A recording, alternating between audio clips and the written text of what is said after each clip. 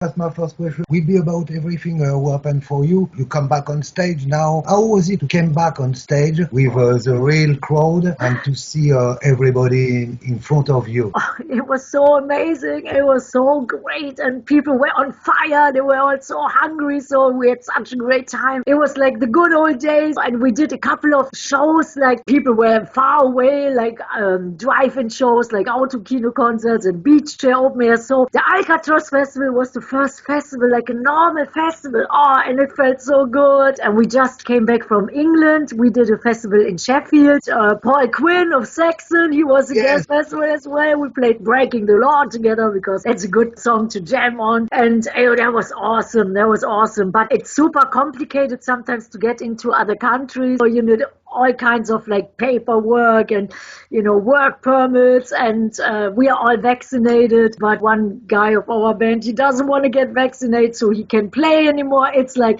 all a new situation, but we're making the best out of it. And I was so happy to do festivals again, and people were so great. It was awesome, and it filled everybody up with so much power and energy. You will come back on stage. You will do a tour. You begin 23 of October in Linz, and you will be in Paris. Right. How do you feel about this tour?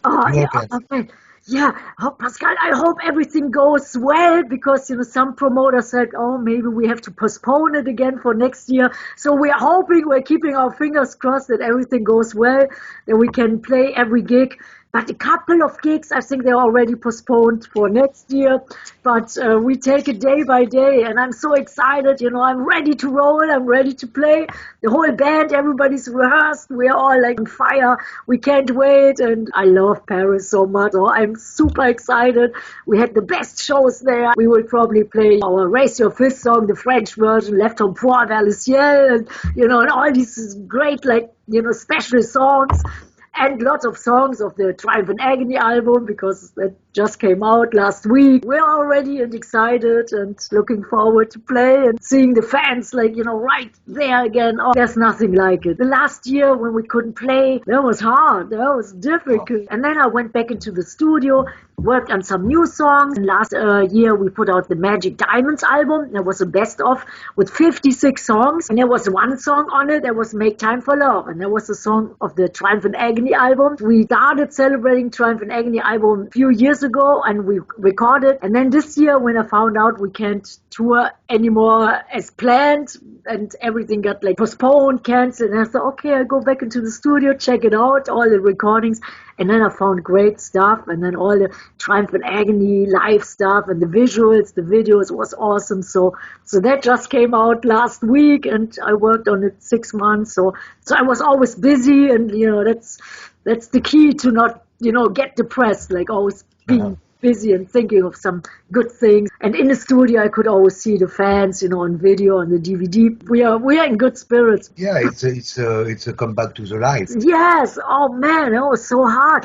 For the last 35 years, I was always on tour every year almost, maybe in the studio a little bit, but usually on tour and playing live. So now when everything is getting easier and better, it's so good. It's so. And you have this incredible album live of Triumph and Agony. And when I listened to this album, how did you to get this voice? Your voice is always the same. Did you work a lot on your voice? Pascal, the only thing I need that the voice pops out is the fans. I love the fans. When I see the people, when I see they're excited, they're ready for a good show, then the voice just comes out. I don't have to do any special tricks. There's nothing. I just have to see the fans. And it doesn't matter if it's big crowds, like big stadiums or festivals or small clubs, which I actually love, like the sweaty clubs when people are right in my face, headbanging, sweaty hair. Then the voice is always there, and I can sing 10 times better than in the studio. In the studio, when there's just the engineer and the producer there. I could never have the power like when I see the fans and live. It's a different animal. I love that much more. So I just need the audience. I just need the fans, and that's my secret to the last years.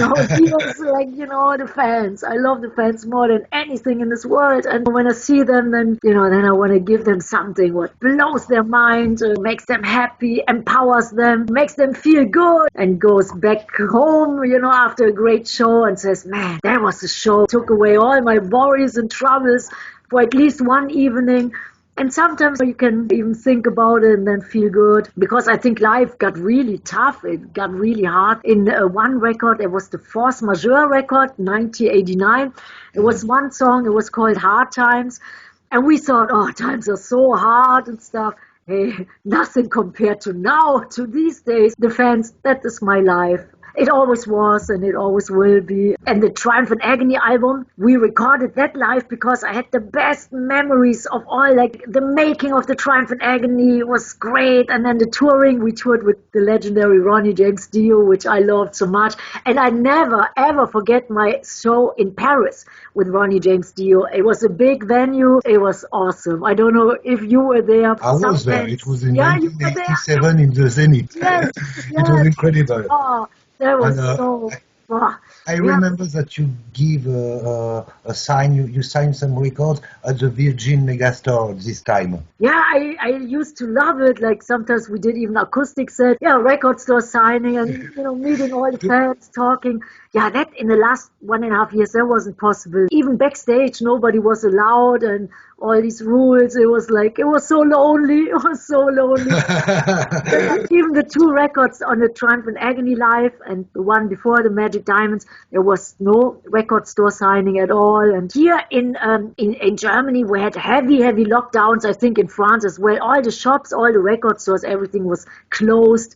You couldn't go anywhere. Just the supermarkets were open, but you couldn't buy records. You had to go online. So I'm looking forward to do that again. About Warlock, you choose this record, celebrate as band with this record. How do you explain that this album worked so great for the band at this time? Yeah, I think the timing was great. 87 was like the highlight of metal, and it was huge, and all these great bands, the metal scene was so huge. And then I think the first records, like first one was Burning the Witches, second one Hellbound, third one True Steel. There was like, it were all like stepping stones. I think every record had great songs. I loved every record, but I think everything was like leading towards something, something really big. And then our first tour with Judas Priest in 86, that was like awesome. I was a big Priest fan, and then doing this tour, that was fantastic. And so, yeah, spirits were high. Metal was like huge. MTV played all the videos. All We Are was always played like on heavy rotation. Then there was these great shows like Headbangers Ball, like 3-hour shows on MTV, and sometimes I could host it. Everything was falling into place. The making of the Triumph and Agony album was awesome. There were great people involved, and like for example on Touch of Evil, Cozy Powell played drums, like the legendary drummer, which was so unbelievable, so powerful. The whole time was great. And then we thought it would always go up and up and up. And then in the 90s when grunge hit, there was like, oh my God, there was like, suddenly like, what's going on? And then we had to wait many years. After many more years and records, then I thought, ooh, metal is coming back. And then we did another tour with Ronnie James Dio. That was for our Calling the Wild album. That came out in 2000. There I felt, yeah, metal is coming back again. Not anymore as big. And I had like the time of my life when we did the Triumph and Agony album. It was my first time in America. I met great people. And we started recording, and suddenly I felt so free. It was so cool because on the True Steel album, on the third album, there was a lot of pressure, a lot of pressure from the record company and agency and manager, to have like a huge commercial record. And making the True Steel album was rather difficult because we were a metal band. Suddenly people coming in, mixing it. It was like, oh man, so much pressure. In New York, suddenly I felt totally free, and everything fell into place. It came natural. And then we had the song "All We Are." The producer, he was a friend of mine, Joey Ballon. I said, "Hey Joey, we need a gang vocal." And we called all our friends and stuff, and even people from the street. We asked, "Hey, can you guys come up, we need a background vocal.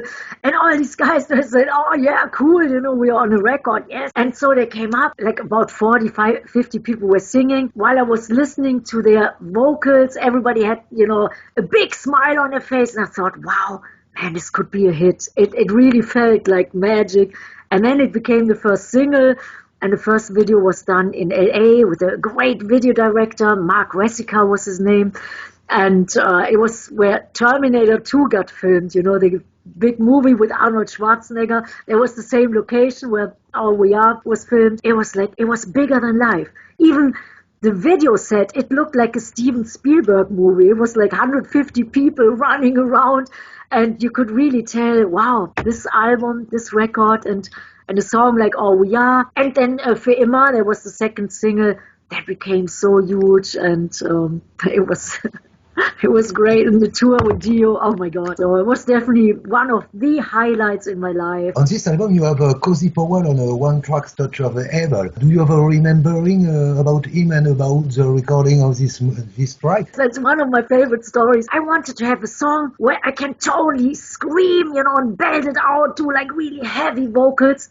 And we had the song Touch of Evil, which was really like mystical and stuff. And I wanted to have somebody with a lot of power. I talked to my manager. His name was Alex Groupe. He's an American, but he came from Switzerland, so he could speak German. And then I said, Alex, I would like to have some people with real power, like out of this world power that I could scream, And he said, ooh, I have a surprise for you. And I said, okay. And he said, well, go into the studio next morning and somebody will be waiting for you.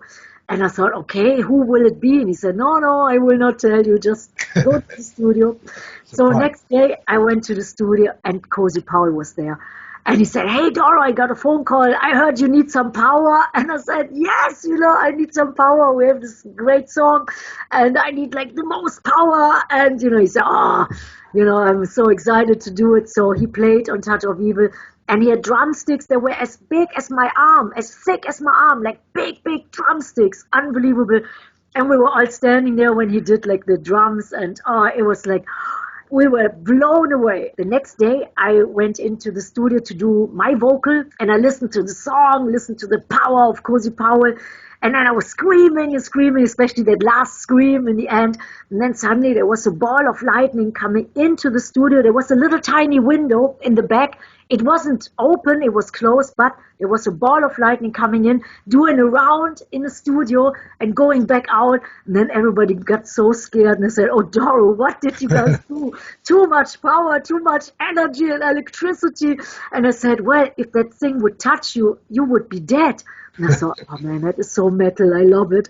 But we all were safe. But everybody said, hey, let's go home for this night, because it was like, wow, it was unbelievable. So next day we went back to listen to the tracks, and then we said, oh, it's perfect. It's so insane, so crazy, so powerful. The screams are so insane. That's what you hear on the record, on the original record. And sometimes I do it live, but not on a long tour, because then the voice is shut, But it's always... it's very high. About your new album, will be out next year. Yes, we have 6 songs already, and I think it sounds killer. Anthems, really fast songs, really metal songs, 2 soulful songs, and so 6 songs are already done, and then next year it will be out, and I'm really excited about it. We're going to celebrate the Triumph and Agony album, and and I'm going into the studio after the tour again, work some more on it. But 6 songs, they're already, I think, killer. So thank you very much, Doro, for the interview. It was really a pleasure to speak to you.